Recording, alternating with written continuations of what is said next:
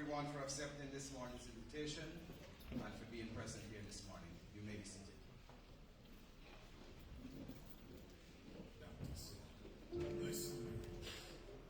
Our program this morning would be very short, as Mr. Michael enjoys interacting with his constituents, and so we're going to dedicate a lot of time for the interaction thereafter.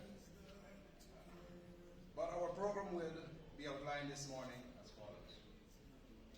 First, we'll have some introductory remark by Ms. Kiana Payne, Secretary of the Honorable Asset Michael, followed by our keynote address delivered by Mr. Hugh Marshall, Attorney at Law. And I may add that he is running a bit late, so bear with us where that is concerned. The Honorable Asset Michael will then outline his manifesto in details, after which the official launch will take place by presenting the very first manifesto to our very special and most valuable constituent, Ms. Jean Crum. At the end of our program, we will also have a short question and answer segment, which we will entertain from members of the press. So without further delay, allow me to introduce our first speaker. Ms. Kiana Payne has been working with the Honorable Asset Michael as his personal secretary for some time now. She knows him extensively, both professionally and personally. And I would like you to join me in welcoming her to give our opening remarks this morning.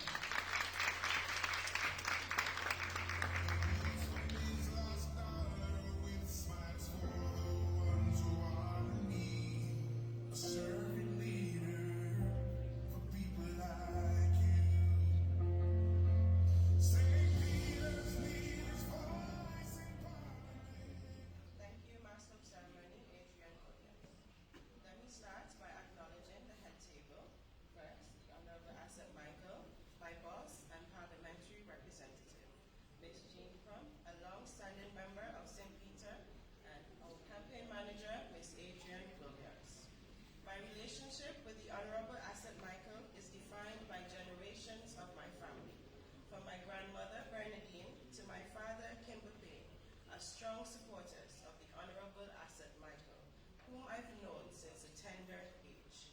This has led me to be blessed with having two fathers, one biological and the other political. I am moved to be here as a part of this movement. I stand as a symbol of why Asset Michael should be re-elected. He has demonstrated a commitment to our youth, not only in St. Peter, but in Antigua and Barbuda. I was not chosen to deliver this opening remark. I jumped at the opportunity to be a part of the Asset Care movement. The reason I am here is not just because I'm his secretary, but because this is an event of historical movement. The Asset Cares movement is happening and is starting in St. Peter. Every movement is defined by a cause, and leadership is a key in driving that process. Asset Cares is real and it has a leader, a national leader, a leader who cares. A manifesto is being launched today. This is not an event, it's a historical experience in our timeline. The Asset Cares manifesto will be a social contract that binds Mr. Michael to his people of Antigua and Barbuda. The Asset Cares agenda will be shared with the constituents and people of St. Peter. Today, all of you have been invited to be engaged because Asset cares. Asset Michael has taken a stance. He's an independent candidate, but he is never alone. He has the full support of the St. Peter's family. Today, this is a family affair, and it's all about Asset cares. January 18th is the date, so please let's return our family member and my political dad, because Asset cares.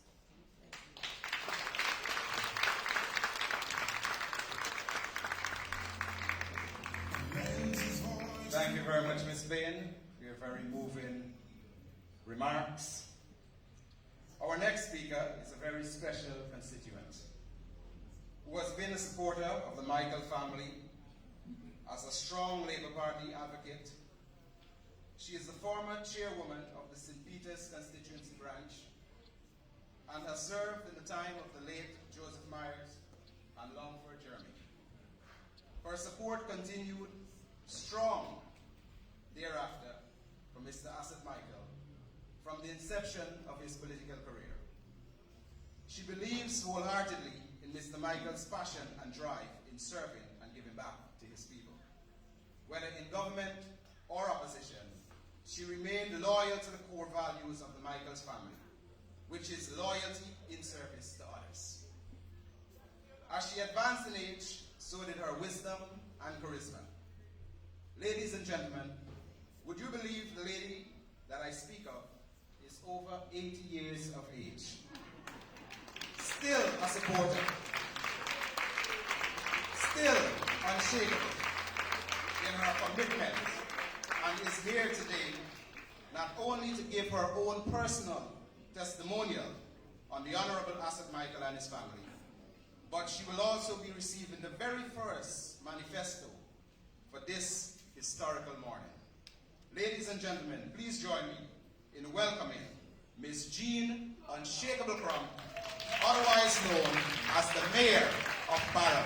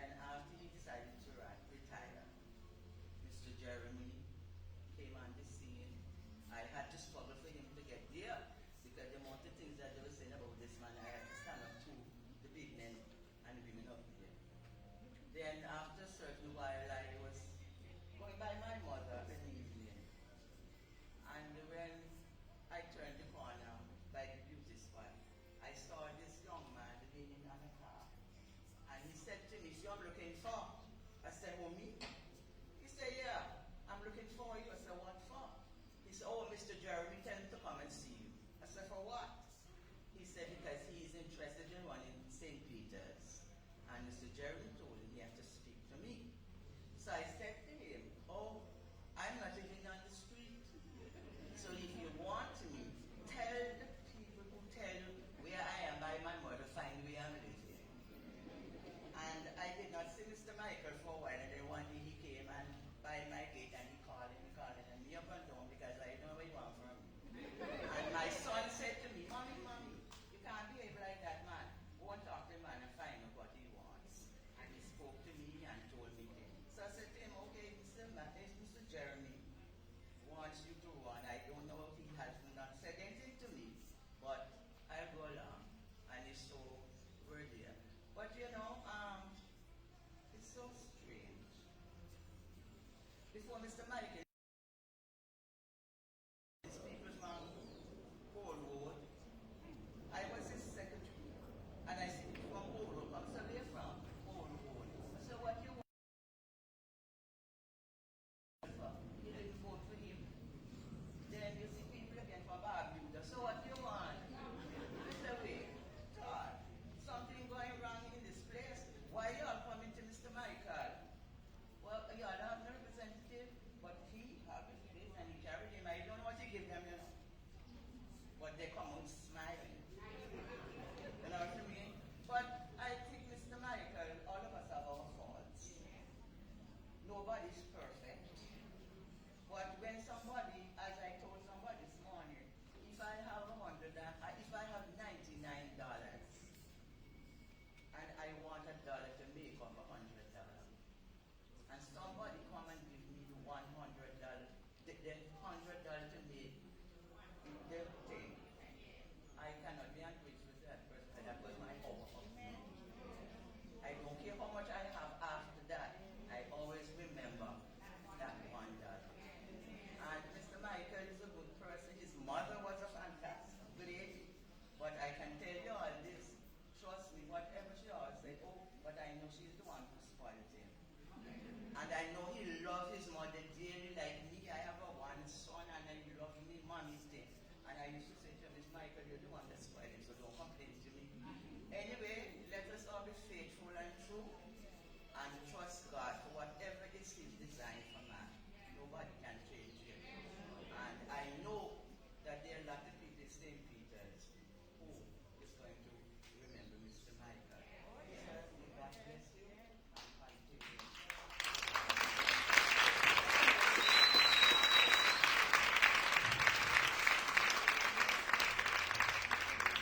Thank you very much, Ms. Crump, for your moving remarks and taking us down the history of Mr. Michael.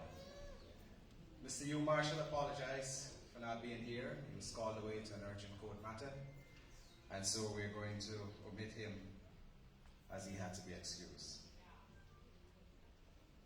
Asset Anthony Michael, born in Guadeloupe, French West Indies, December 21st, 1969, into a politically active family. His grandfather, Asset A. Michael, whose name he bears proudly, died of a heart attack the previous year, the day after his Redcliffe Street property was burned down by anti-government persons in the 1968 riot. Indeed, you would recall that his late father, Patrick Michael, was an essential pillar supporting the Antigua and Barbuda Labour Party during its darkest hours in the early 1970s. He sacrificed his business to ensure the survival of the Labour Party. The Michael generation before him, comprising of brothers Mitchell, Asset, and Maurice, was even more involved in the social political life of Antigua and Barbuda, not by serving in any governmental position, but by assisting meaningfully and in every philanthropic manner in the social and economic transformation of this country. This is the nature of the Michaels family. This family also strongly embraces educational development. Mr. Michael himself holds a bachelor's degree Barry University, where he studied from 1986 and graduated in 1989 with honors in business administration, with a double major in economics and finance. In addition, Mr. Michaels holds an MBA degree from the University of Miami, where he studied and graduated in 1991. Yet, what truly characterizes Mr. Michael is his selflessness when sharing with people of Antigua and Barbuda. A man who lives by the conviction that caring and sharing are the building blocks of love. Hence the title, Asset Cares. Ladies and gentlemen, it gives me great pleasure to welcome to the podium at this time the Honorable, most caring, and deeply loved brother of this soil, Asset Anthony Michael. Let's give him a huge round of applause as he prepares to share his manifesto with us.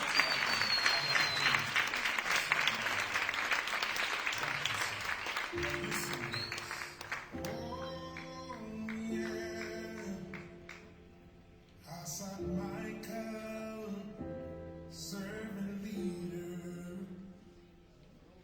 want to love and raised up to care. Asset Michael is committed to serve, and he's the kind who has the time for every stranger in the ring, a servant leader. Thank you, Mr. Master of Ceremonies. Distinguished guests, members of the media, viewers on Facebook, listeners on the radio, citizens of Antigua and Barbuda, my dear beloved constituents of St. Peter. When I became the parliamentary representative of the constituency of St. Peter 18 years ago, a day like today was not in my mind. As a proud citizen of Antigua and Barbuda, who had found meaning and purpose in political life as a member of the Antigua and Barbuda Labour Party. My parents and grandparents were foundation pillars of the party, and I felt blessed to have the inscription of Labour in the blueprint of my genes. Never in my wildest dreams did it ever occur to me that one day I would stand in the stronghold of Labour to launch a manifesto, a social contract with my constituency as an independent candidate. But the injustice of betrayal is an unpredictable force against the human spirit, requiring us to act boldly and decisively in the interest of positive resolution. And this day that the Lord has made, so we can rejoice and be glad, I present in Manifesto 2023 a roadmap for citizenship as an antidote to injustice, dedicated to the memory of my late mother, Joseph Michael. For she died with the fervent hope that injustice will not infect the politics of national development, and freedom will never weep, and there will be no sleeping in the wheels of progress and prosperity. That hope drives me forward today. Manifesto 2023 celebrates the special 18-year bond of love that I have been privileged to share with you, the people of St. Peter, as their parliamentary representative. And I thank you for these few moments to receive me. The few years, the 18 years into your homes and minds as our nation prepares to select its teams and leaders who will guide us through the challenges of uncertainties of our local, regional, and international affairs. As I've said, I've been privileged in the past to be selected as a candidate of the Antigua and Barbuda Labour Party over the last 18 years. And I've received your overwhelming support in each of the 4 general elections well during that time, but this time is different. I'm contesting the 2023 elections as an independent candidate. But this Manifesto 2023 celebrates the special 18-year bond of love. The love that I have been privileged to share with you, the people of St. Peter. But I have the right to represent you.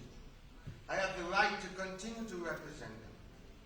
And you have the right to have me to continue to represent you, if that's your desire. It's not for no one man, Gaston Brown, to dictate that I'm no longer suitable to be a member of the party that I brought him into, or to represent the people of St. Peter. That is for you, the people, to decide on election day. So I'm running as an independent, so that the people of St. Peter, not Gaston Brown, will decide who will be their representative. I'm running as an independent to uphold the rights of all Antiguans and Barbudans to make their own choices according to the law, the Supreme Constitution of Antigua and Barbuda.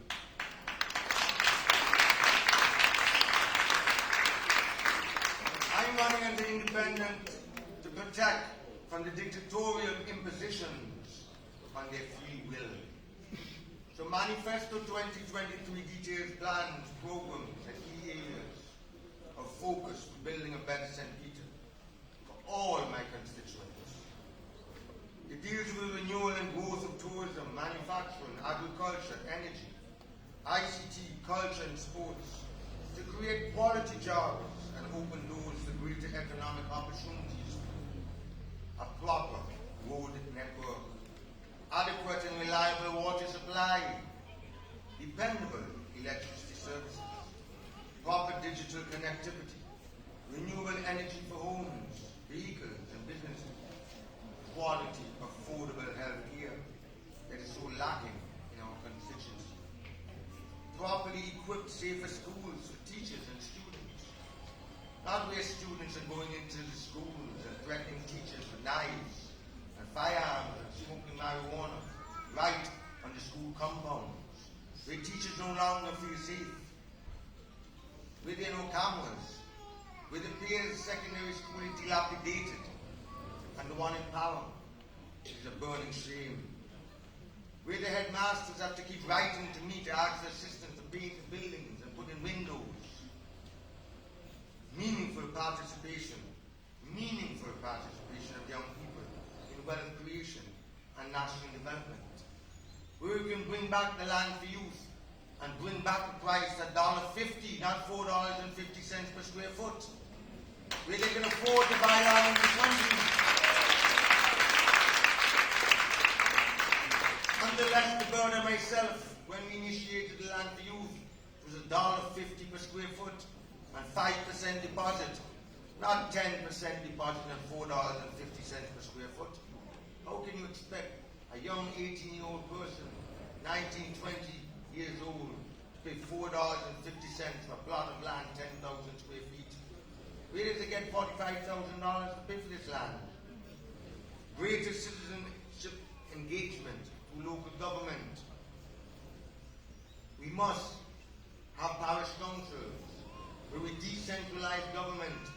We cannot continue on the government to do everything for us, to clean the sides of the roads and fix roads and debush and clear our costly trees and put up street lights. We must have parish councils where the parish councils can collect our taxes and fix our roads and put up street lights and debush and clear our environment and keep our villages in St. Peter's safe and clean. No longer should we have to beg any politician to clear our streets and sanitize our gutters and beg them to put a street light up. No longer should we have to go to APU and beg them to bring pipes and get some outrageous bills of $15,000 and $8,000 for pipes to bring pipe-borne water to your home. It's outrageous. APU is a monopoly and they have a legal fiduciary duty to bring pipes to your home, to your family.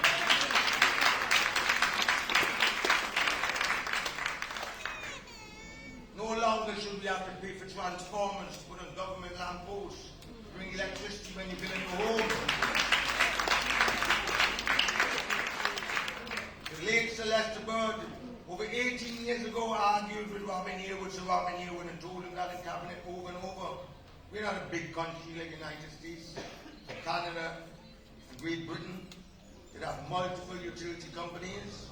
We have one utility company called APA, which is a monopoly, and you have a duty and obligation to your citizens to bring pipe-borne water, put the pipes in, put transformers on the lampposts. Nobody should have to pay for a lamppost.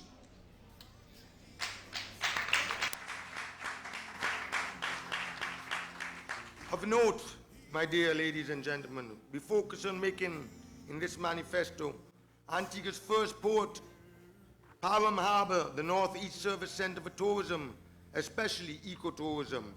This perfect complement to the existing north-south axis of Dickinson Bay to Falmouth on the west side of Antigua will provide a historic entry to Antigua for arriving yachts and sail cruise ships, and a historic waterfront attraction for visitors. The Parham Harbour project, which no government has found funding since the mid-1990s, is being ignored again by the Antigua and Barbuda Labour Party that boasts of unprecedented levels of investment in the last 8 years. Their architect impressions for the Parham Harbour on huge ABLP big billboards across the constituency, but not a single reference even to the pretty pictures in the party's 136-page election 2023 manifesto. No reference to the OAS study that was commissioned by Lester Bird in the late 1990s. Parham was our first town. It's the safest harbour. The historical buildings should be restored. The church, the Anglican church, that police station should have never been torn down. The post office, the first cinema, all of those historical buildings. And Gaston Brown promised me during opposition that would be one of his top priority projects. And he came into government, and every cabinet I went and I pleaded, please at least put $1 million US of CIP money, or $2 million US. Comrade Melford Nicholas drove up there several times with me, and we went back to cabinet, and each time he shelved it and used the monies to do some other project.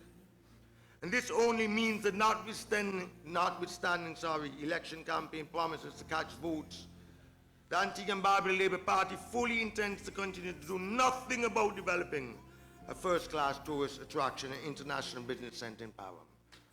So all those beautiful billboards you see about Business Hub is total nonsense to catch votes, because not one single word in the ABLP manifesto about it. And it is powerful evidence of the continuation of the victimization and neglect of the constituency, both by the UPP government from 2004 to 2014, when the UPP government sent home scores of workers from the port, from public works, and the ABLP government from 2014, which effectively made me an independent member of parliament since then. So when people are asking me, what are you going to do as an independent candidate? I've been an independent candidate since 2004.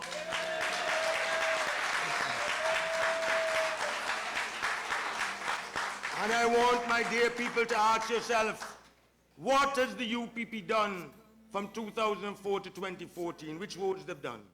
What infrastructure? What have they done for sports? What have they done for the clinics? What has the ABLP done for 56 years? 56 years, from Donald Shepard to Joseph Myers to Longford Jeremy and Asset Michael. What have they done? They've victimized the people of St. Peter.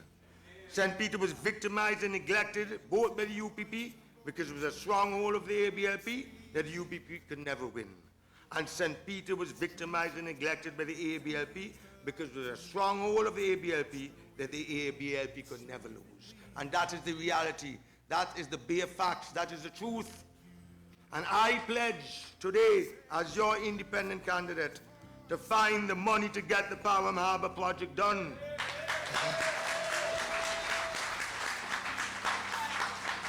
Enough is enough. And not just for the people of St. Peter's, but for all of Antigua and Barbuda. for all of Antigua and Barbuda, because it can rival Dockyard in English Harbor as a real tourist attraction for our people. That's a blessing.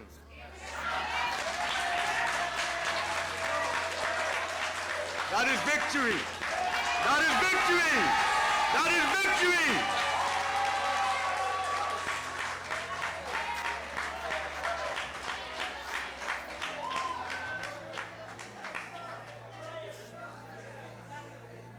And Manifesto 2023 also reviews my record of service as your parliamentary representative and my accomplishments in the governance of Antigua and Barbuda as a minister of government, a young minister when Lester Bird brought me back from law school, lest me not forget. I was 27 years old when he took me out of University College of London and asked me to be his special administrative assistant. And then chief of staff, the youngest chief of staff to Lester Bird, worked 15 hours, 16 hours a day. And then he saw competence in me. He saw ability in me. At the risk of sounding modest, I worked harder than his elected members of parliament and his cabinet ministers. Why would Lester Bird, with all of his intellect, political acumen, experience, Deputy Prime Minister, Minister of Foreign Affairs, Minister of Tourism, Economic Development, Investment, Energy, appoint a little 27-year-old, little descendant Arabic boy, although my grandfather was born in this country and I'm more black than them? Why would he give me so much power? Appoint me Chief of Staff, Leader of Government Business in the Senate, put me over all kind of people like Otton Isaac, people double my age, triple my age, make me Minister of Public Works, made me junior minister first, and then we saw my ability and what I was doing in this country to transform the road network all over this country, appointed me full Minister of Public Works, Insurance, St. John Development, Communications. Why? Junior Minister of Finance. The only reason he could not make me full Minister of Finance when John St. Louis resigned and he said, you have headache, you have migraine, you can't pay civil servants no more. Nobody wanted to take it. None of the cabinet ministers wanted to take it, and I took it. I went to Scotiabank, flew up to Toronto, and the testimonials are there from Fons Derrick, the former financial secretary. We negotiated all of the loans, paid the Kuwaiti fund, paid civil servants, paid UE for our students to go back to school, paid off all the debts. Come on. The only reason Lester Bird could not appoint me as a full Minister of Finance because I was not elected. You forget they had a coup. They wanted to bring down Lester Bird government. I was so effective that prior to the 2004 elections, you had Sherfield Bowen, Longford Jeremy, the same Gaston Brown, and all of them went to Lester Bird and they said, you either make Asset Michael resign immediately or we'll bring you down as Prime Minister. And I had to resign in interest. I didn't want them to bring down Lester. And it caused the Labour Party to lose the election in 2004. And Asset Michael ran for the first time and won his seat.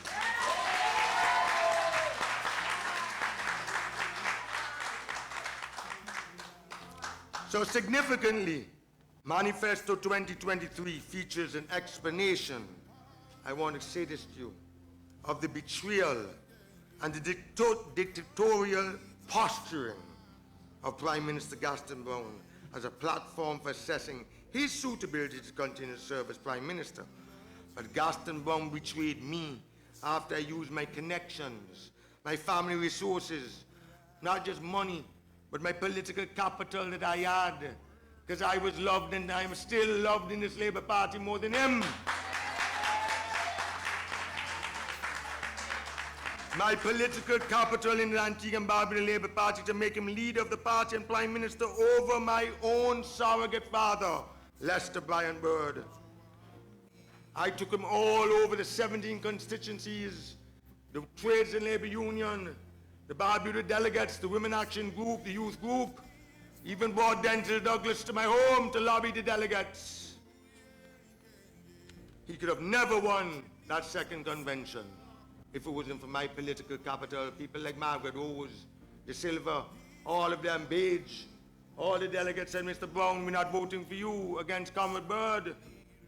They understand that the Byrds in the Labour Party is an institution in and of itself.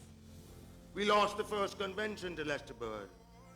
The second one, we won. Because I questioned the wealth that he claims for himself since becoming Prime Minister, which he cannot explain by his legal income. He has sworn to destroy this humble servant and cancel me from the political life of Antigua and Barbuda. How can that be right? How? In our democracy, where we are all equal under the law, no one man has that authority. Indeed, in order to remove me as the ABLP candidate in St. Peter, Gaston Brown breached the Constitution and the rule of law in this country. He breached the Constitution of our own Antigua and Barbuda Labour Party Constitution. He violated the rule of law, and he knows it. And the court, the High Court, ruled against his illegal actions. Yet he proceeded in true dictatorial style to disregard the order of the court. He's in contempt of court, and to install his hand-picked choice, Rawdon Turner, as the ABLP candidate for St. Peter. And interesting enough, he never did nothing for Rawdon Turner, never signed one duty for any of his heavy-duty equipment. I had to wait until he's out of the country to take them to Cutie Benjamin. The quarry that Rawdon Turner has up at Bethesda's, I fought to get it for him. 17 acres of land. And all of a sudden, Rawdon Turner is his blue-eyed boy. Rawdon Turner is my brother still. I have absolutely nothing to say bad about him. The young entrepreneur, a good architect, a good contractor. He comes from a decent family in Parham. I'm not going to denigrate Rawdon Turner, but he has been taken in by Gaston Brown, who has promised him the public works and promised him that Lennox Weston is going to lose his seat. So he's going to build upon his quarry, his heavy-duty equipment, make him make millions of dollars, and he's going to be a multi-millionaire. And poor Rawdon, he doesn't know that the day after the election, that Gaston is going to cancel him from the political life of the Labour Party.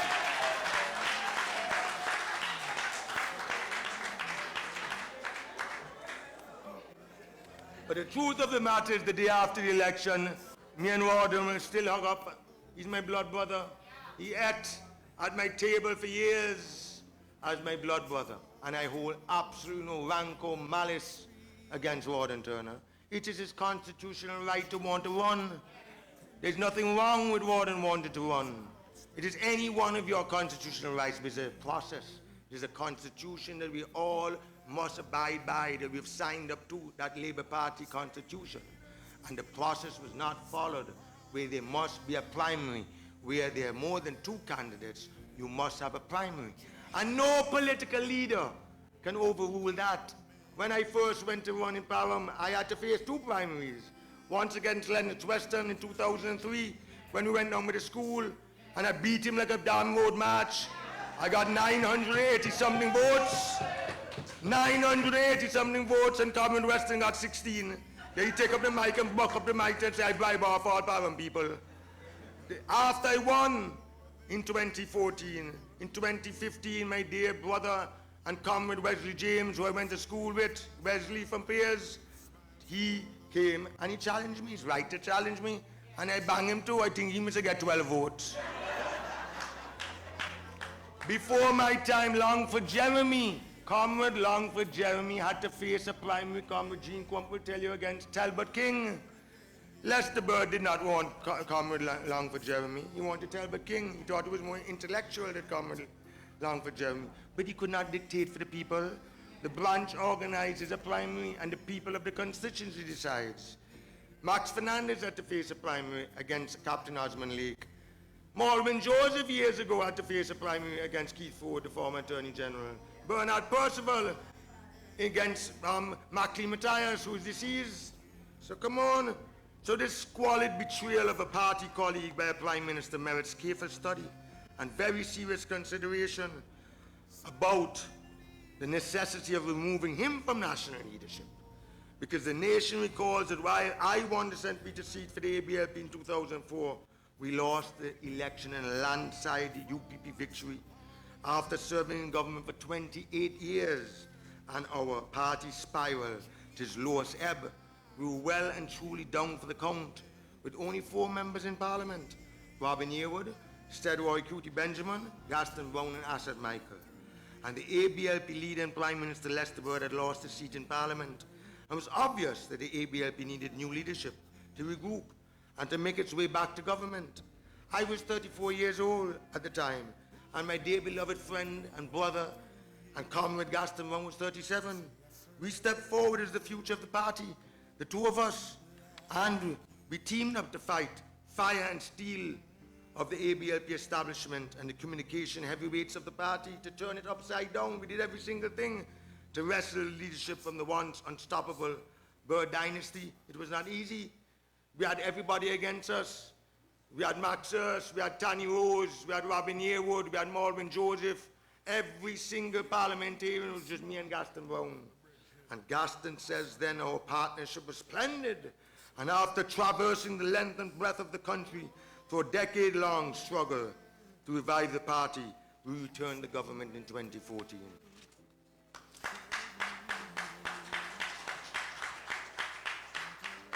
The bid for leadership change in the Antigua and Barbuda Labour Party succeeded on the second attempt after the general election of 2009, when Gaston Brown replaced my surrogate father, Lester Bird. But it's widely acknowledged that nobody has put more personal resources and raised more funds for the Antigua and Barbuda Labour Party than Asset Michael. And no politician has done more with his own money and his family's money for the people of Antigua and Barbuda than Asset Michael. None. Labour Party people also know and appreciate that without my political capital and resourcefulness at home and abroad, Gaston Brown would not have been Prime Minister of Antigua and Barbuda today. And he has said so publicly. He had said so on his Point FM. He had said so when I was 50 years old at the Bistro, in front of Prime Minister Mia Mottley, in front of former Prime Minister Keith Mitchell, former Prime Minister Denzil Douglas. Errol Court was there. He has said so publicly that he would never have been political leader, never become Prime Minister if it was not for Asset Michael. Yet, his obsession is to take me down. But Dean Jones is former member of the United Progressive Party, who bitterly criticized the Antigua and Barbuda Labour Party, and he has been serving in the Antigua and Barbuda Labour Party administration, where Gaston Brown says he was guilty of, and I quote, open disrespect, persistent violations, conflict as a result of numerous attempts to violate policies of the government as established by law, contracts negotiated without first getting approval of Cabinet and the Tenders Board, end of quote. That's what Gaston Brown said about his own minister, Dean Jonas. He's running him again. He's good, he's suitable. But in comparison about my work as government minister, Gaston Brown says, and I quote, when it comes to building relations and leveraging connections, Comrade Asset Michael is the absolute best. And clearly, Asset, you played a major role, not only in us regaining the governance of the country in 2014, but also as Minister of Tourism. And we know that you did a great job in order to revive that industry, end of quote. So while there's no place for me in an Antigua and Labour Party government where I have excelled in service to this country, Gaston Brown spends millions of dollars to keep a disrespectful, unproductive, law-breaking original UPP stalwart on the backs of the people of Antigua and Barbuda. He says, no, I'm funding the UPP. Total rubbish, propaganda. But look around all of the UPP people that he has empowered. Just look. Colin O'Neill, Winston Williams, Maurice Merchant, and all of them have high-paying jobs. And he has not even empowered one single ALP person. All of them. See how much money that the guy Winston Williams, who said, come out of that and come into this.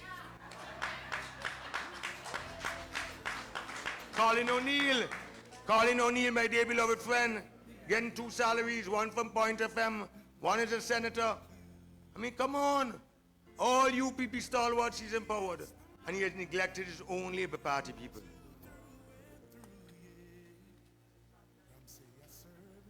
The hypocrisy on steroids is inimical to good governance and public service, with the hallmark of integrity. That's what I want to say to Gaston Brown today. In recent years, he has emerged as a clear and present danger to the governance of our country, describing himself as too creative to take public resources illegally. That's what he said at a public meeting. In other words, as Prime Minister and a person in public life, he's using creativity to take public resources legally. So how exactly does a Prime Minister creativity to take public resources legally serve the public interest? I would like to know that. Is it by acquiring 86 acres of public land for a multi-million-dollar farm with public infrastructure, utilities, ecosystem support? Did he pay for all of them street lights around his farm? Did he pay for the high-tension wires around his farm? Did he pay for the APUA pipes leading up to his farm? Did he? I'm asking the question. What is he doing for bona fide small farmers in Pierce Village and Parham and all over this country? What is he doing? What incentives? All of a sudden, you have family members out of the blue acquiring multi-billion-dollar properties, Barnacle Point and land up at Long Bay, and then you say people envy your son? Envy what? Nobody envy you. Pay the nurses, pay the policemen. Give them, look after the frontline workers. Come on. Deal with our frontline workers. Give them their raise. Give the public servants a decent raise in this country. Our nurses that work so hard, the EMS workers. Don't give them empty promises just at election time. What are you really doing for the teachers in this country that work so hard, that go away and they get their upgrade and they educate themselves, and for 2-3 years they're in the system and they get certified and you can't pay them? How do you think they feel? And they have to go and teach our kids every single day on that measly salary.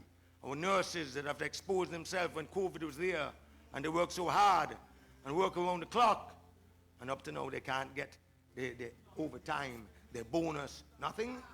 And the minister sits down in a beautiful big office with lovely big furniture, mahogany down in High Street. And when he drives in his car, he's reading a newspaper to the back. They give you some lord in England.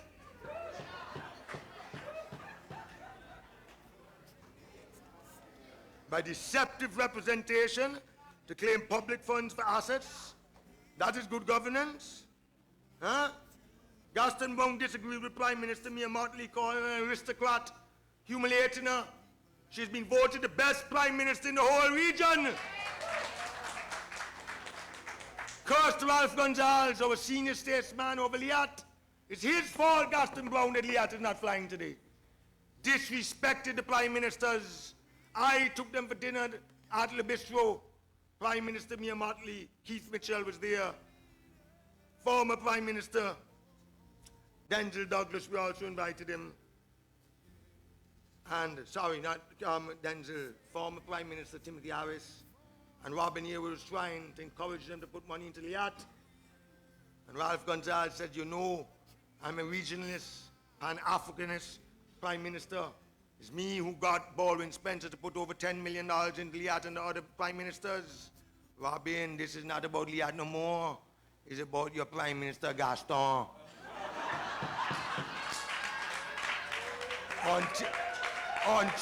Until Antigua get rid of Gaston, we not putting a single cent more into Liat.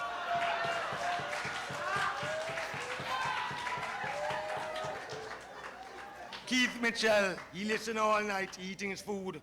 But former Prime Minister Keith Mitchell said, and I swear on my dead mother, I swear today, and I'm accustomed to swear, Keith Mitchell said, that crazy man. When he came down to Grenada for cricket meeting, we wanted to fire and discipline the former president, I forget his name, of the West Indies Cricket Board. They eventually fired him. They wanted to have an investigation into him. He and Gaston was very close. And all the prime ministers all agreed except Gaston. And Gaston get up in the CARICOM heads of meeting and put abuse him with bad words and all kind of nasty things and curse off Keith Mitchell. Get up and storm out of a CARICOM heads of meeting and get on a Liat plane and come back to Antigua. Keith Mitchell said, from that day, I realized something wrong with that man's head. Something wrong with that man's head.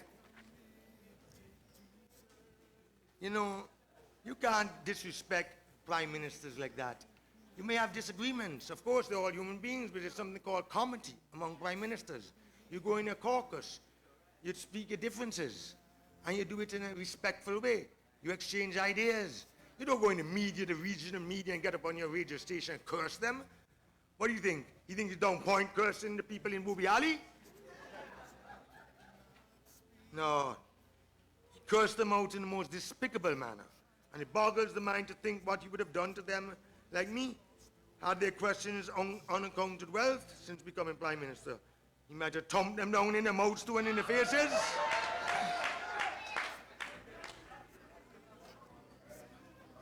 No Prime Minister behaves like that.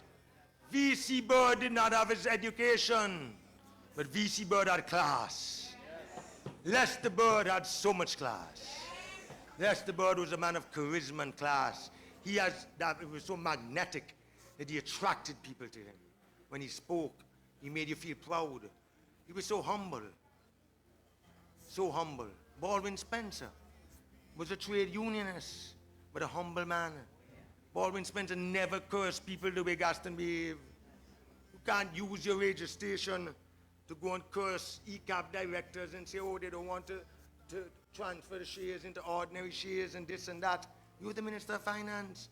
Call a meeting with the Prime Ministers. You're a shareholder in the bank. You're probably the majority shareholder in ECAB. But don't go and curse the poor directors and say all kind of ill about them.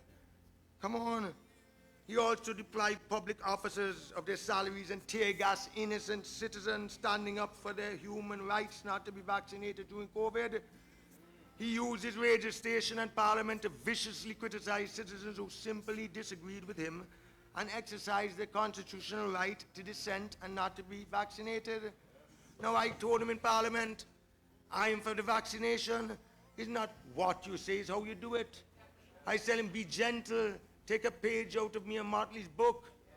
Don't threaten civil servants and teachers and public servants. Say, if you don't get vaccinated, you must go home and I'm going to dock 2 or 3 months out of your salary. Come on, man. It's their bodies. Encourage them. Do it in a lovely way. You're a statesman. If I say to you today, so if you don't vote for me, I'm going to do so-and-so to you. Well, yes? You will go home and say, who the hell Asset Michael think he is? I will fix him on election day. His crude, aggressive behavior is totally unbecoming of a Prime Minister. And the time has definitely come when the people of Antigua must decide whether that sort of vulgar conduct should represent them in the office of Prime Minister. I'm not running for the office of Prime Minister. And he has waged a vicious, nasty war against me. I thought that this election should be about the ABLP versus the UPP. Against Harold Lovell, I understand he's running for Prime Minister. And he, with the whole campaign, is about Gaston Wong versus Asset Michael. So Manifesto 2023 highlights that over the past 18 years, I've articulated the needs of the various areas in my constituency. I want you all to read it. I've advocated, I've pleaded for public resources to address these needs. And wherever government failed to respond to the representation I provided for the constituency in the critical areas of basic needs, and I stood alone. I stood alone in finding non-government funds and even committing family resources to our detriment to do as much as I could for the good of all. As parliamentary representative of St. Peter's, my commitment to improving the quality of life for all the constituents is evident in the assistance that I have provided throughout the constituency. In education, I've sent scores of students overseas for my father's trust, full-time scholarships, scholarships that this government has turned down in the Board of Education and the Prime Minister's Scholarship Fund. Up to last evening, a young man came to my home and he has not received any monies from Morris Merchant for a year and a half. It's not right to have all these students overseas, put them in universities, approve their scholarships, and then you tell them the Treasury have no money. Then don't approve them, don't send them. So I provided healthcare also. For 18 months, they couldn't find 8,000 US for reagents for that MRI. Can you imagine? For 18 months? I'm sure it was not even 8,000 US for the reagents. You know how many people from my constituency all across Antigua had to send down to Trinidad to do a simple MRI? And you were telling me we're a progressive country and talking about stem cell and kidney transplant, and now they want to do heart transplant and now brain transplants, and they can't get the basics right. not even to fix an MRI. I mean, the clinic in Parham don't even have proper strips. The strips, ask April King for the diabetics. Come on. You open up clinics all over the country and they can't even fund the basic necessities to give the clinics. So what are all these big, beautiful clinics, polyclinics that the Chinese government give us and they can't fund the basics? And you're talking about stem cell and kidney transplant. All that is very well. I'm not against it. But get the basics. When people go up to the emergency room, when people go up to Mount St. John to the emergency room, they have to wait 6, 8, 10 hours. And they're crying and bawling in pain in their stomach. Not right, the waiting time up there. So I've dealt with the livelihood, sustainability, and infrastructure in the absence of government support. Gaston Brown looked in my eyes last election, told me, I don't need roads. The people love me. I don't win the election. I said, love? They can't take love to the bank, Mr. Prime Minister. They can't take love. We have the worst roads in St. Peter's. You're going to the Painters, you're going to Lightfoot, you're going to Vernon's. It is deplorable. Some of the roads are craters. They're ponds, they're not roads. You have costly trees, is that a joke? People have to park their cars one end of the road to walk, even when it doesn't rain. How can that be right? And they pay taxes, they pay property taxes, they pay utilities, they pay statutory deductions. And I had to go into my pocket and spend over $4 million buying Orlean and stone. Ask Wesley James, ask him. And grading roads, I couldn't do all of them. It would cost me $100 million. But I did as much as I can. Bringing 800 street lights, high heavy duty equipment, nearly every piece of grader and bulldozer and backhoe, and grade and clear down people's bushes, and I'm still doing it. Still doing it this election. I have 2 excavators, one from Mr. Tire Master's son, one from Echo. I bought a backhoe, and I had to hire another backhoe. And he have all that heavy duty equipment up at Parham, and he's not helping nobody. He has a full quarry that mines the stone, and he can't take some of the stone and show some goodwill and spread some stone on some of the roads? Come on.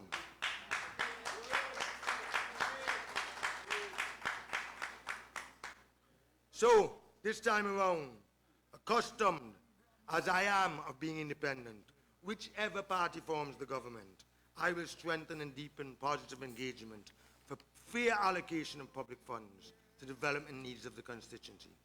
And my experience, skills, and competencies will be fully utilized in working with our government, the private sector, our diaspora partners, friendly governments, and multilateral donor institutions to secure the necessary resources needed to move St. Peter forward. And so I want to say to you this morning that I still love and believe in the principles of labor, don't get me wrong. That country comes above self at all times, and that those in government make every decision and take every step for the furtherance and betterment of the average working man and woman, not personalities. And so the journey continues to love, to care, and to serve. Patience in trials and tribulations, constant in prayer. The words of the prophet Isaiah impel me forward. Those who hope in the Lord will renew their strength. They will soar on wings like eagles. They'll run and not go weary. They'll walk and not be faint. I want to say to you in closing, I cannot walk away from the genuine hand of friendship that you have extended to me. I shall forever be inspired by the outpouring of sympathy and the abundance of prayers offered up for me and my family during the recent passing of my dear mother, Her Excellency Ambassador Josette Michael. I'm humbled by your appreciation of the record of service of my parents and grandparents to this country, and the high regard in which you hold of my efforts to improve the quality of life of the people of Antigua and Barbuda, and in particular, the residents of St. Peter. I want to say to you that when I visit your homes, when I listen to you, when I speak to you in person in my office or on the telephone or at my home, I feel your unwavering commitment, to the causes that need assistance. And I realize that I can be no less committed to you. As your independent member of parliament, free from the responsibility to toe any party line, I will stand with you. I will stand with you to work diligently for the government, for continuous improvements in the standard and quality of living, of your life, of your children unborn. I shall see this struggle throughout the end. I therefore humbly ask for your support on Election Day, January the 18th, 2023. Your vote will secure loving, caring, tried, and trusted representation for the people of St. Peter in the Parliament of Antigua and Barbuda, from your chief servant of the people, by the people, for the people, of the people. Thank you, St. Peter. Thank you, Antigua and Barbuda. I love you. I love you. God bless you all. Voice in Parliament. Ooh, yeah. The country needs a son in government. He's the man who loves you through and through, a servant leader for people like you. Oh, yeah. People like you. Thank you very much. I saw Thank you very much, Honorable Prime Minister.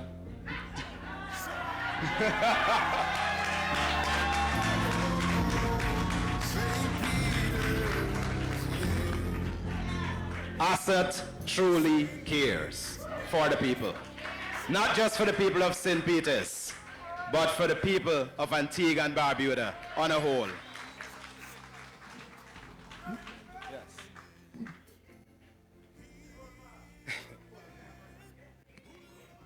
Now, Mr. Michael is going to make the presentation to Ms. Jean Crump, and it's going to be an autographed document as he presents to her the very first manifesto for this political campaign, 2023.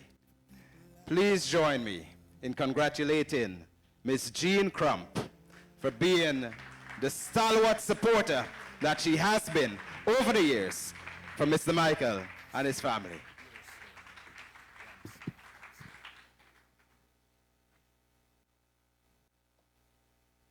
Yaman Gram Smagan from my brethren, Asat Michael.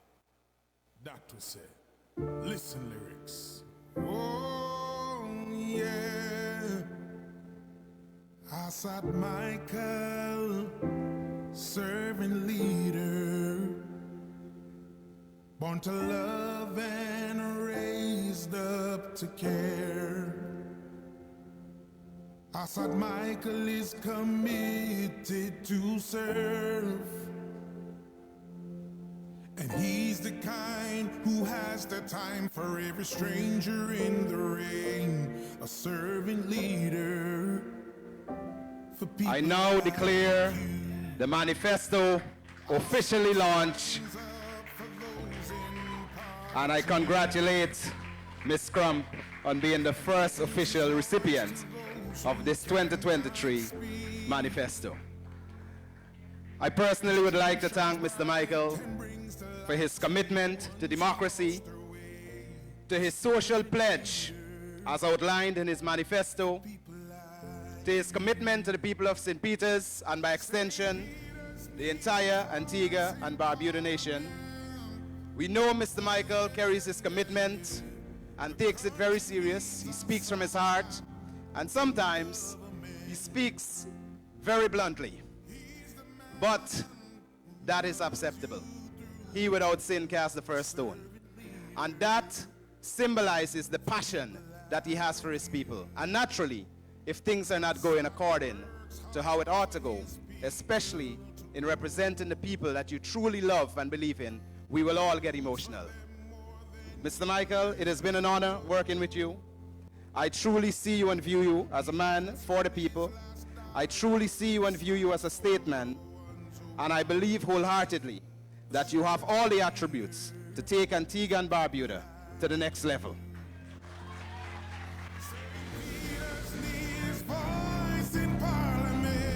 I want to assure you that the people of St. Peter's and by extension, the nation of Antigua and Barbuda is behind you and is supporting you 100%. A servant leader for people like you. Ladies and gentlemen, this brings us to the final part of this official manifesto launch. But before we wrap up, I would like to invite back to the podium Mr. Asset Michael, as he will invite questions from members of the media this morning. Now, in the interest of time, I would like to invite, we have several media representatives, so if you can be so kind to pose one question at a time, and if Mr. Michael will permit, you may be free to pose some additional questions at his discretion. Mr. Michael, please. One.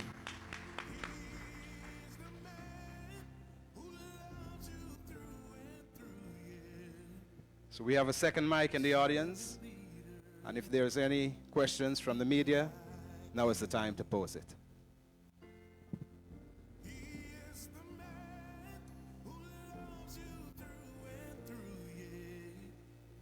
Say a servant leader for people like you.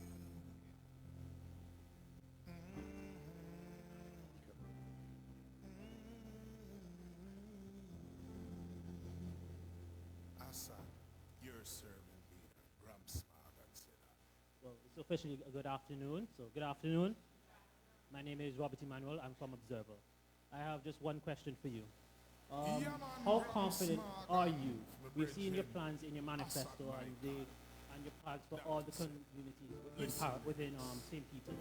How confident are you that as an independent candidate, you'll be able to get any of these plans done?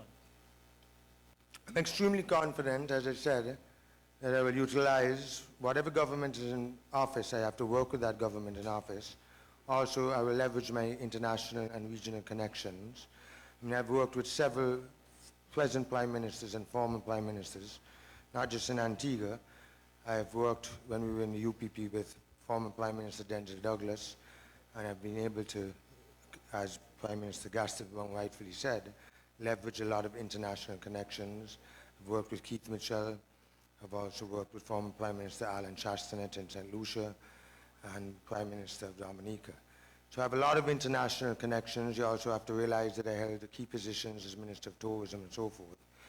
And I also have mentioned in the manifesto that I intend to implement and take to Parliament a private bill to have parish councils established in St. Peter, where we are going to also raise our own taxes and fight to decentralize the payment of taxes into the Treasury, rather than into the Treasury, into the St. Peter's Parish Council, which will be a non-partisan parish council, just like you have the Barbuda Council. So we can fund things like infrastructure, cleaning our streets, our gutters, the bushing, the environment. So I'm very, very confident. I'm not promising lofty, huge projects like what you see on those billboards, but there's one project that's very dear to my heart that's in the manifesto, which is the Param Improvement Cooperative that was commissioned back by the OS in the 1990s. That project must be done.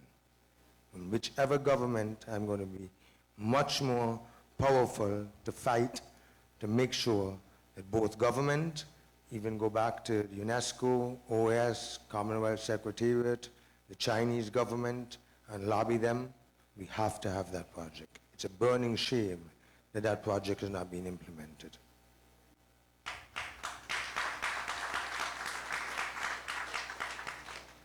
Myrtle Bruno, ZDK. If there was a tie and you would decide which party would form government, which party would you side with for a collision? When you say a tie, you mean 8-8? Yes. Oh, I will become the Prime Minister, there's no doubt about it.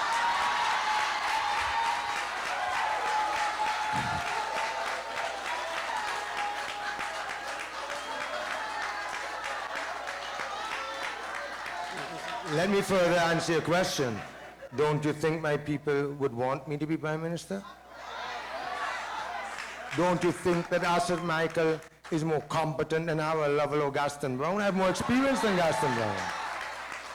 I just told you, I've worked for 4 prime ministers. I have much more experience in government than Gaston Brown.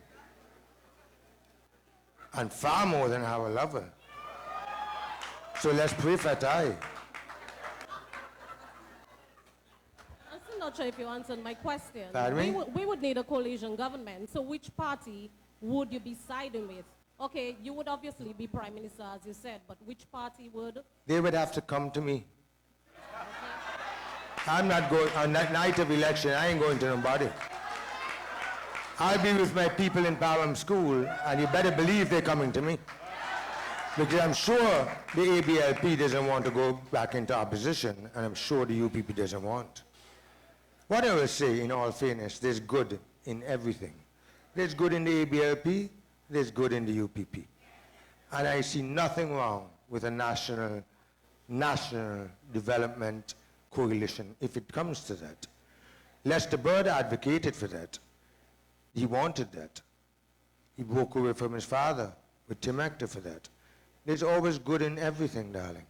There's not bad in everybody. We have to do and get away with party politics and party loyalty. We got to stand up for this country and what's in the best interest for Antigua and Barbuda. This die-hard UPP, die-hard Labour Party, I'm a party person. I'm a member of the Labour Party.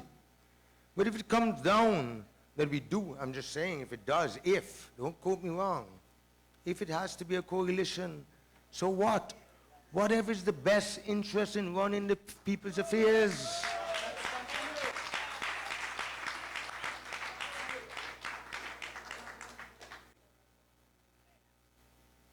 Next question, please. What, the media is gun shy today? I'm here, you know, to answer any question. So where's all the media you invited to? Anyway, if that's the end of questions, I omitted to thank my 2 sisters, my elder sister Teresa Ann Michael, my dear sister Soraya Michael, for the hard work, the commitment, the loyalty they put into my campaign. They've come out every single day, late into the night with my campaign team. I want to also thank my 3rd sister Sandy. I want to thank you, Adrian. I want to thank my entire secretariat and all my campaign workers, because let me tell you, no money can pay them. They're committed. They wake up at 6 o'clock in the morning, and they work till 1 o'clock in the morning, sometimes 2. All my drivers, I don't want to name them out. Oh, they know them. All of them. Even you, Reptile. All your disgusting at times. But my entire campaign team, my secretariat, you all are a wonderful team. And I could never do it without you all. So I just want to say a heartfelt thank you to all of you. I really appreciate it. And I want you all to give them a round of applause. I want to thank each and every one. I'm not giving the vote of thanks, but I want to thank each and every one of you all. I know it's early in the morning, you all have to work.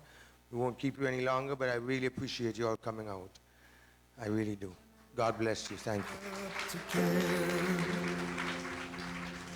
Assad Michael is committed to serve. And he's the kind. When Jesus was baptized, the heavens opened, and a dove descended, bringing blessings. We have seen the heavens open this morning.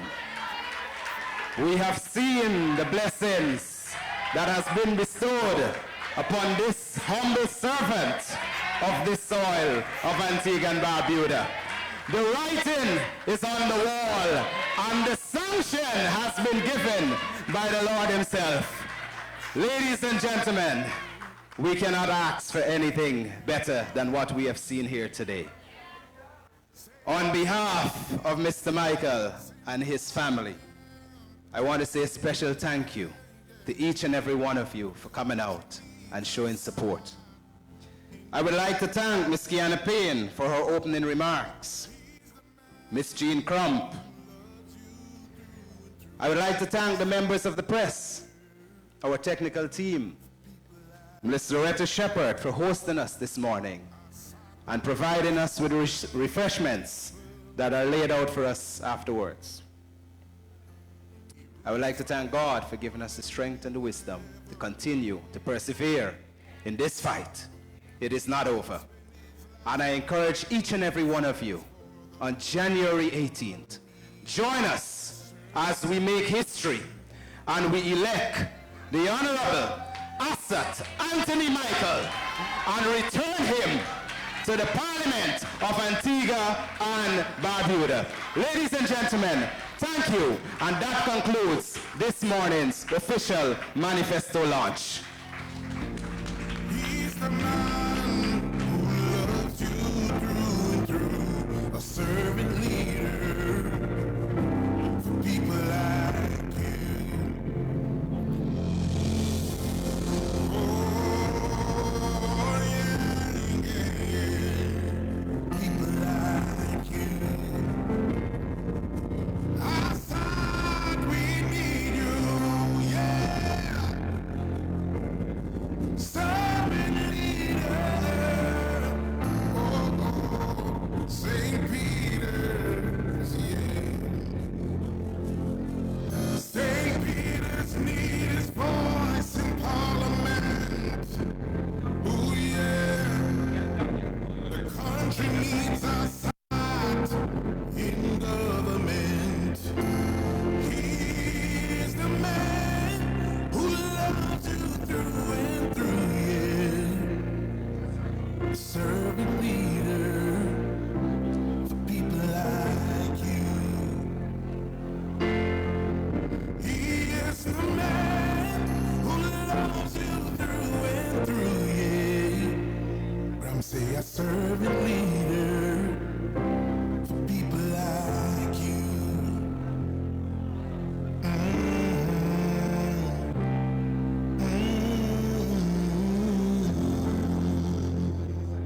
Assad, your servant leader, Grumsmag and Sedat.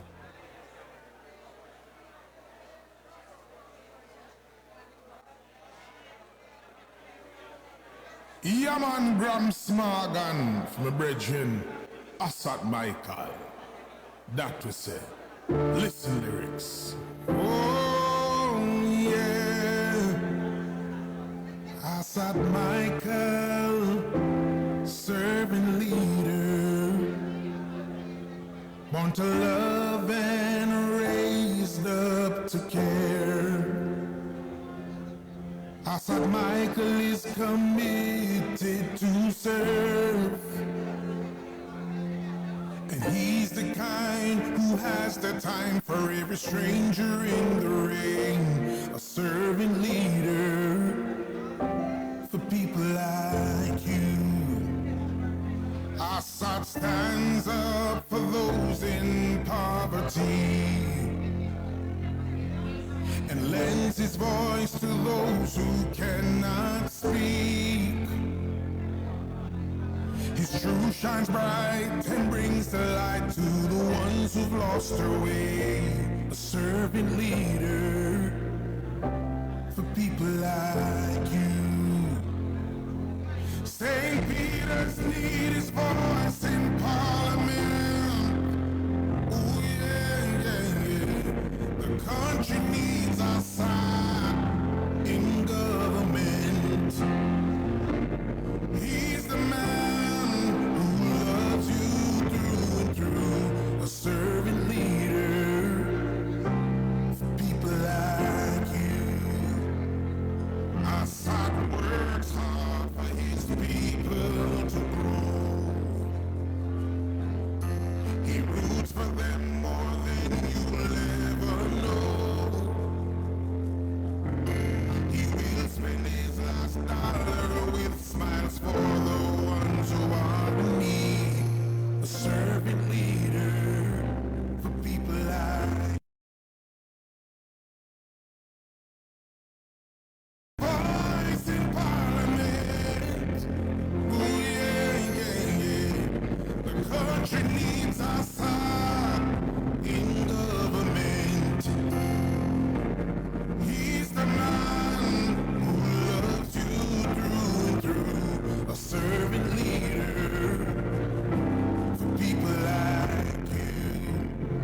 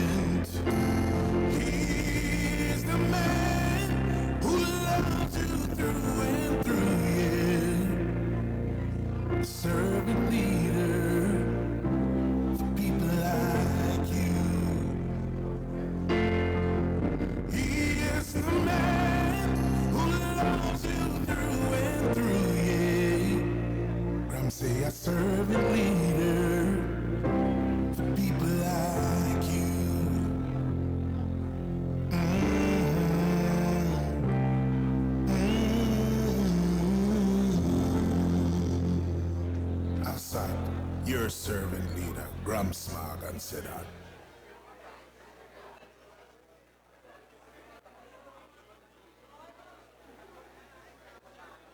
Yeah, man, Gram Smagan from the brethren, Asad Michael. That was it. Listen lyrics. Oh, yeah. Asad Michael, servant leader, born to love and raised up to care. Asad Michael is committed to serve, and he's the kind who has the time for every stranger in the rain. A servant leader for people like you. Assad stands up for those in poverty and lends his voice to those who cannot speak. His truth shines bright and brings the light to the ones who've lost their way. A servant leader for people like you. St. Peter's need his voice in Parliament. Ooh, yeah, yeah, yeah. The country needs our side in government. He's the man who loves you through and through. A servant leader for people like you. Assad works hard for his people to grow. He roots for them more than you'll ever know. Gaston Brown, you and your government have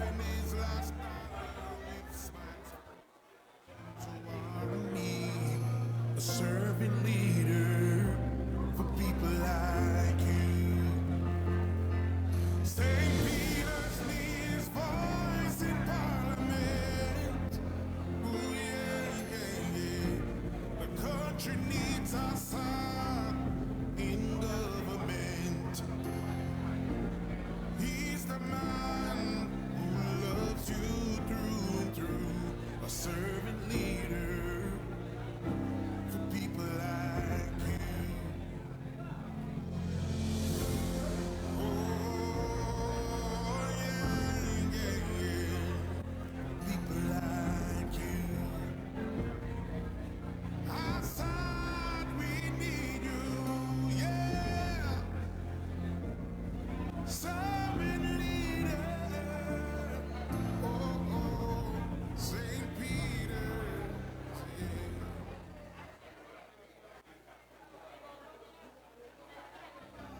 Parliament, ooh yeah, the country needs our side in government. He's the man who loves you through and through, yeah.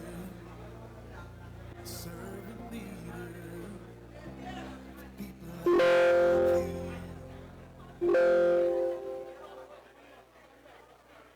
Gaston Brown, you and your government have failed me and my family, and so I endorse Mr. Asad Michael. My name is Craig Jeremy. I invested in a home from the National Housing. I paid more than $350,000 EC dollars to date, and the house hasn't been completed. And this is what I'm suffering from the Gaston Brown administration. I'll demonstrate to you today some of the ills that was done in this house and the unprofessional work. None of these rafters are touching the sideboards. This coating of paint is the finishing coating.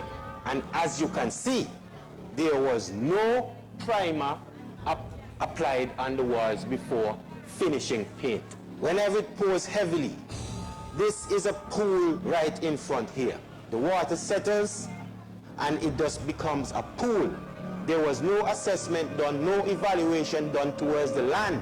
This is the wall for my daughter's bathroom. Water and electricity can't be on the same wall, but there is still electricity here and water in the same wall. Look at the cracks. This house is not 3 years old as yet.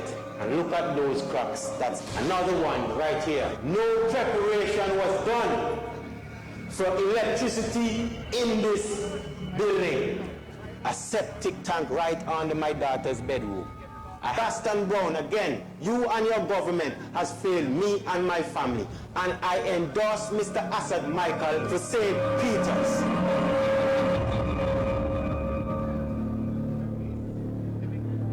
For people like you, St. Peter's need his voice in Parliament. Oh yeah, yeah, yeah.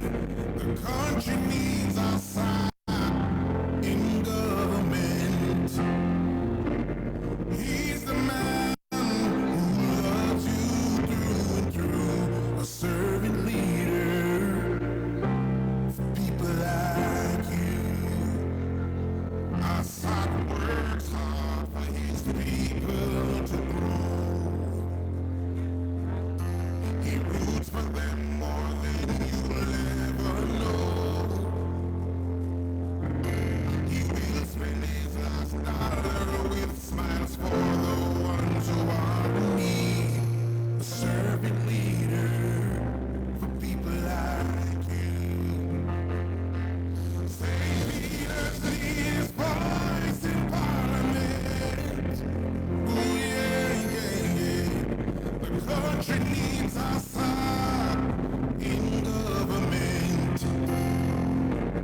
He's the man who loves you through and through, a servant leader for people like you.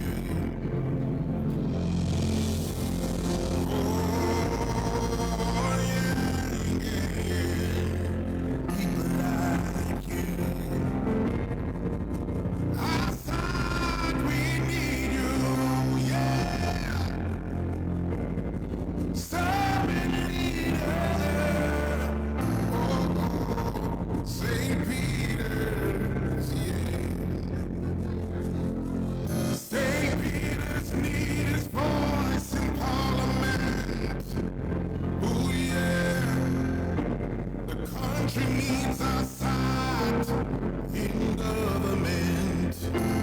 He's the man who loves you through and through, yeah. A servant leader for people like you. He is the man who loves you through and through, yeah. I'm say a servant leader for people like you.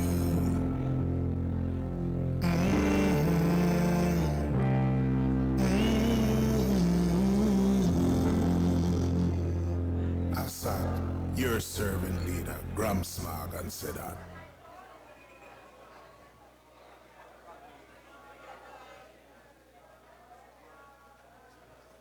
Yeah man, Graham Smagan from the brethren, Assad Michael.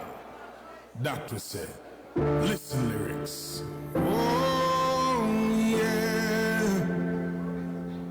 Assad Michael, servant leader, born to love and raised up to care. Assad Michael is committed to serve, and he's the kind who has the time for every stranger in the rain. A servant leader for people like you. Assad stands up for those in poverty and lends his voice to those who cannot speak. His truth shines bright and brings the light to the ones who've lost their way. A servant leader for people like you. St. Peter's need his voice in Parliament. Oh yeah, yeah, yeah. The country needs our side in government.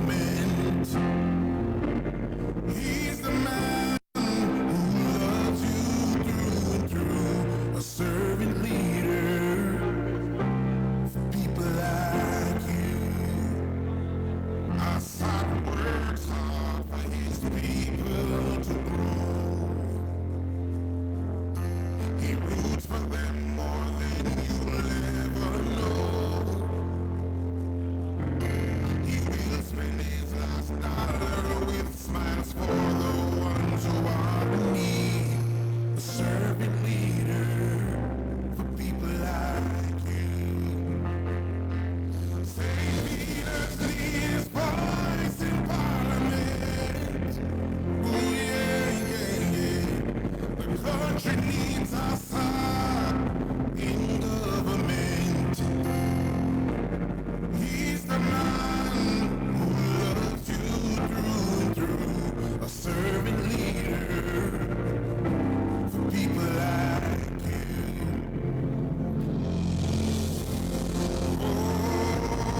Oh yeah, yeah, yeah.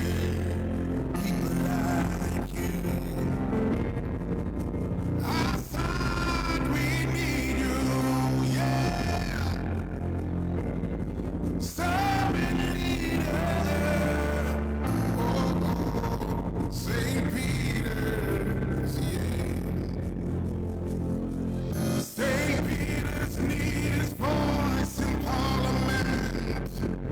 Oh yeah, the country needs our side in government.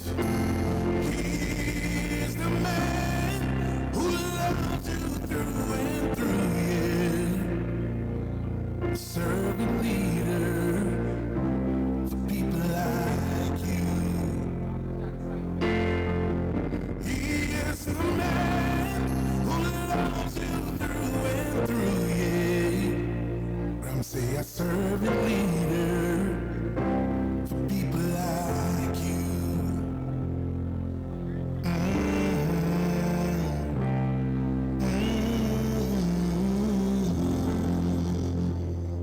Assad, your servant leader, Gram Smog and Sedat.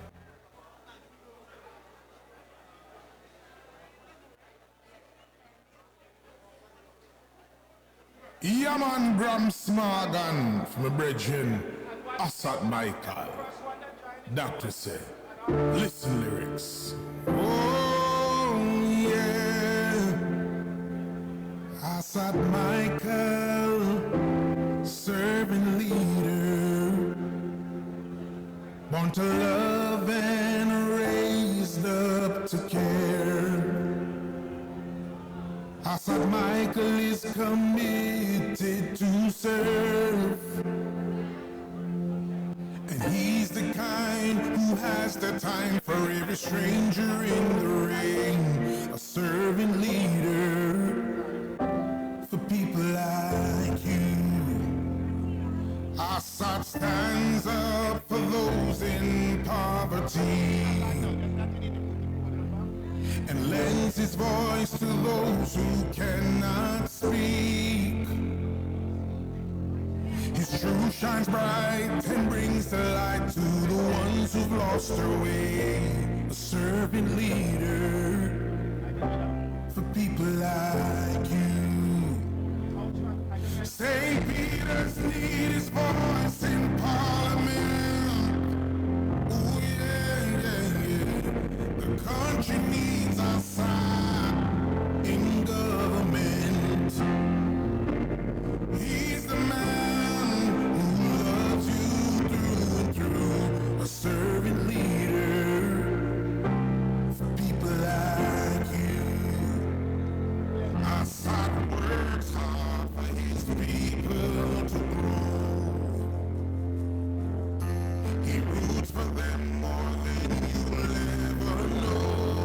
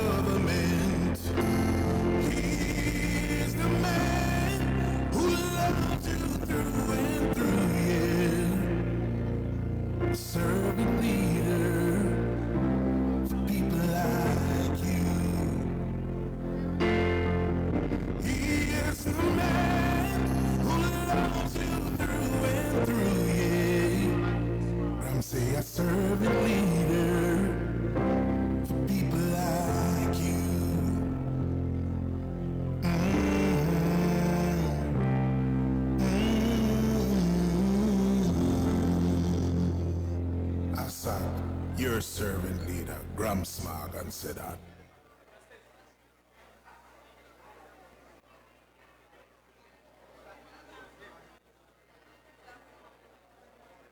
Smargan from the brethren.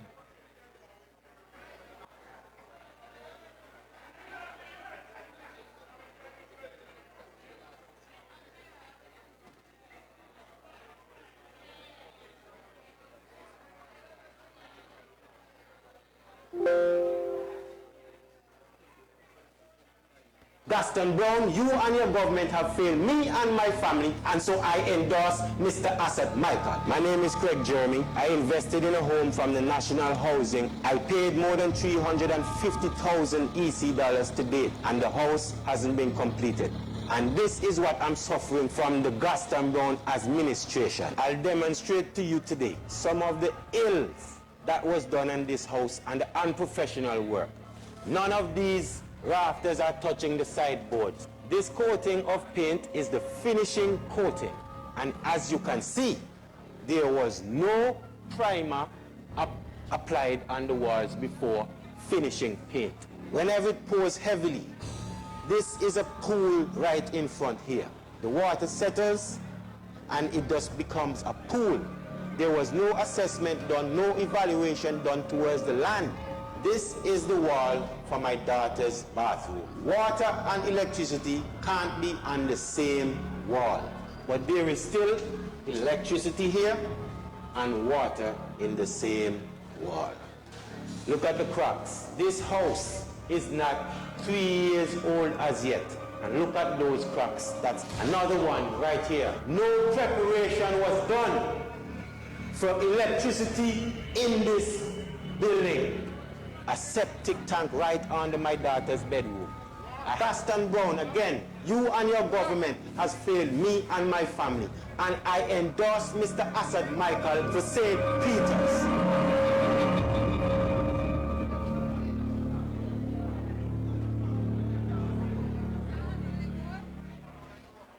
Gaston Brown, you and your government have failed me and my family, and so I endorse Mr. Asset Michael. My name is Craig Jeremy. I invested in a home from the National Housing. I paid more than 350,000 EC dollars to date, and the house hasn't been completed.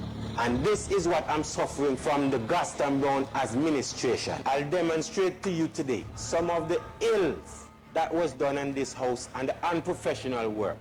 None of these rafters are touching the sideboards. This coating of paint is the finishing coating.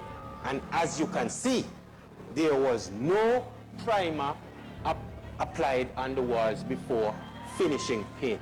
Whenever it pours heavily, this is a pool right in front here.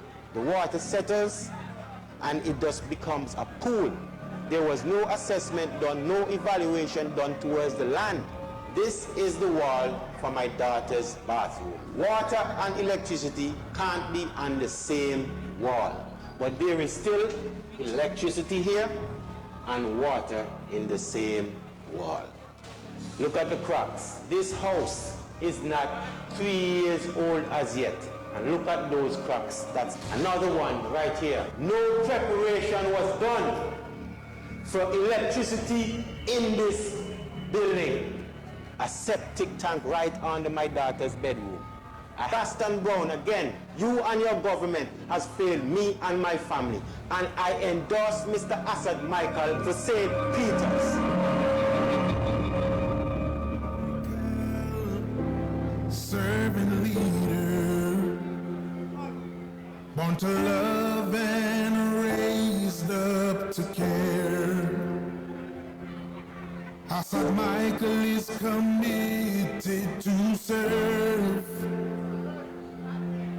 and he's the kind who has the time for every stranger in the rain.